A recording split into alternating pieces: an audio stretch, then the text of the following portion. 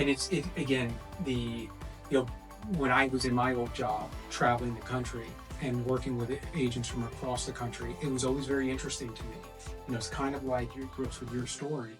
People would have a luxury property, high-end property, right? Now, as a corporate guy from Coldwell Banker coming into town, and the broker owner wanted me to see the big listing that their agents just got. So we would walk into this listing, and the stories would always be the same. It would be like, I can't believe I earned this listing, right? They were shocked, they were honored, as you both have said, that people would give them a listing. But the thing that they did differently was they took the time, the effort, the care to understand the seller's story, to understand what it meant to them to be able to achieve this. And now they're going beyond this. But what it took initially to achieve this, the pride that they had, the care that they had, the commitment, the dedication, the devotion that they had to create this home for themselves.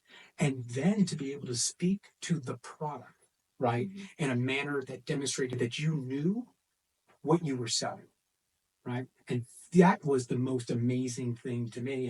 And it was just very, very interesting. Whether it be here in North Carolina, up in New Jersey, over in California, in Minneapolis, it doesn't matter. Like all those experiences that I ran into, those agents that did well, right, took the care and the time to really, really understand.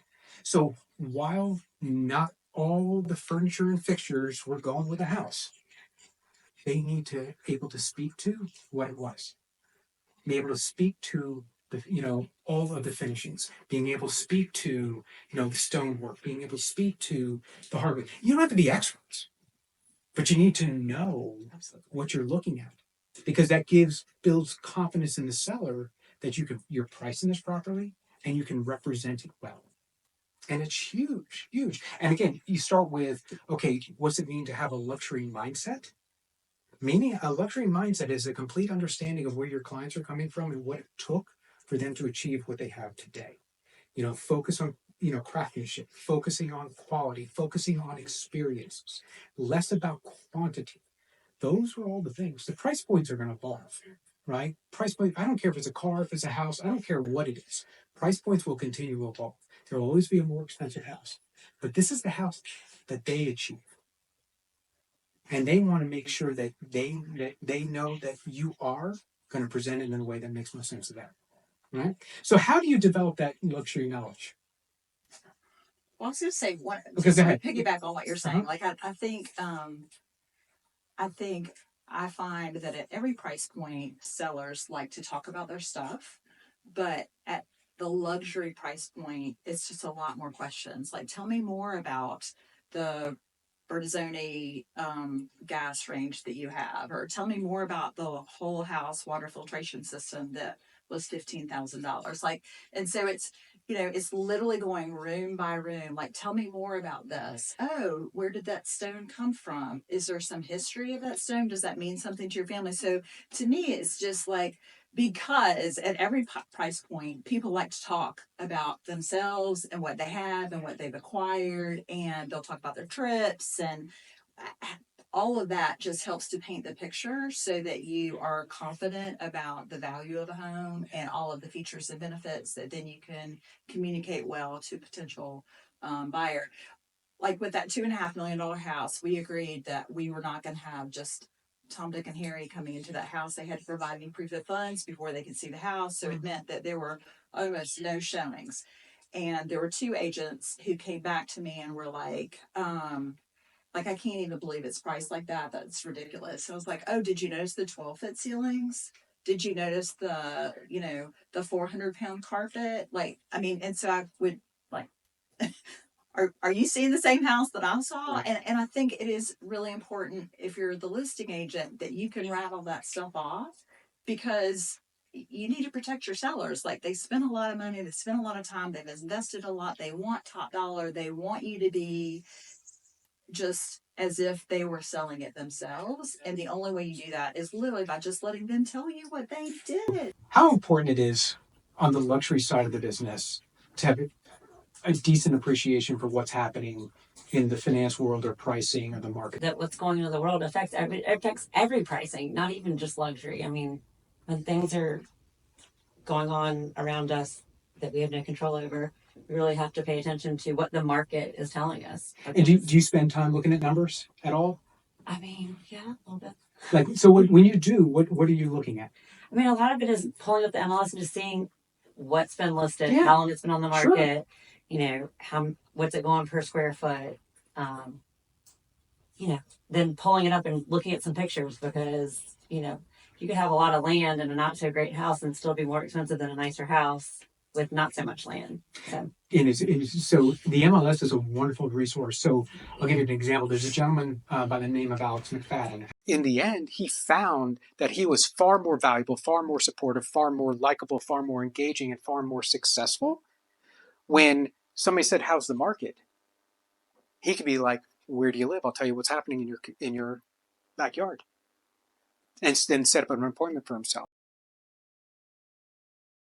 You know, people that are selling a $2.5 million house or a $2 million house or whatever price point, they have a financial person. They have multiple financial people. They have a financial portfolio I have not looked at and I have not analyzed. And so I'm giving them general information that I know about what's going on in the market at the luxury level. I mean, to your point, like I'm on MLS all the time to see how many days on market, what's the rate percentage that it's closing compared to the list price, like all of that information at the luxury market. But I'm not going to delve tremendously into all the numbers because they have a super smart person that's paid really well to do that for them. And higher priced houses do not show usually like the average home. So you have to mentally prepare for that. And I struggle with it all the time.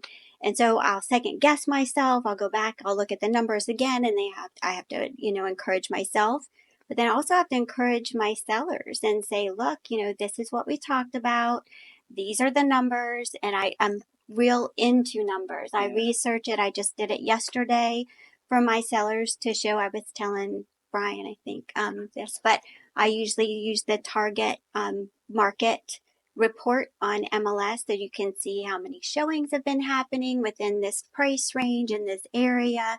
And it really is encouraging to that seller to see, hey, we might only have one showing, but there's 5 houses in $1 million in this area, and there's only been one showing, and it's been us. So that's exciting for that seller. Or if it's just nothing and no one's getting anything, it shows that it's not just them. There's nothing wrong with their house. It's just quiet right now. But it just takes one buyer. And one buyer is they're out there and they're usually sitting on a fence waiting for their visit to the area.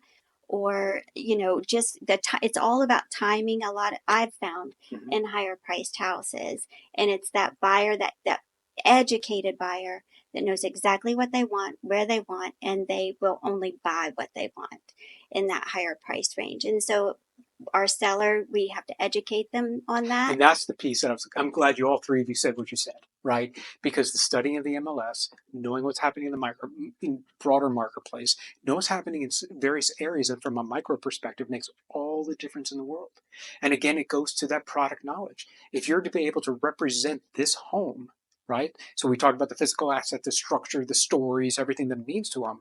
There is a big financial side. And you need to be able to demonstrate to your sellers or buyers, depending on what side of the transaction you are, that you know why the number is what it is or isn't. And it makes a huge, huge difference. Once again, I can't tell you how many times I've come across agents that, okay, sure, they spend time learning about the kitchen and they know the kitchen.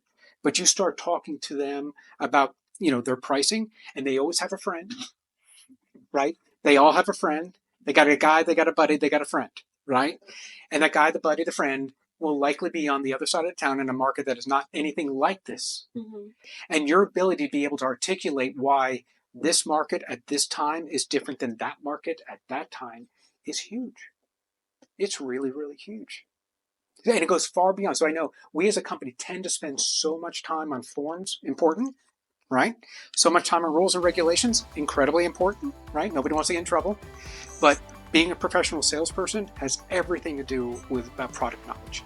Everything to do about product knowledge. And then the skills to be able to represent what it is that you are selling.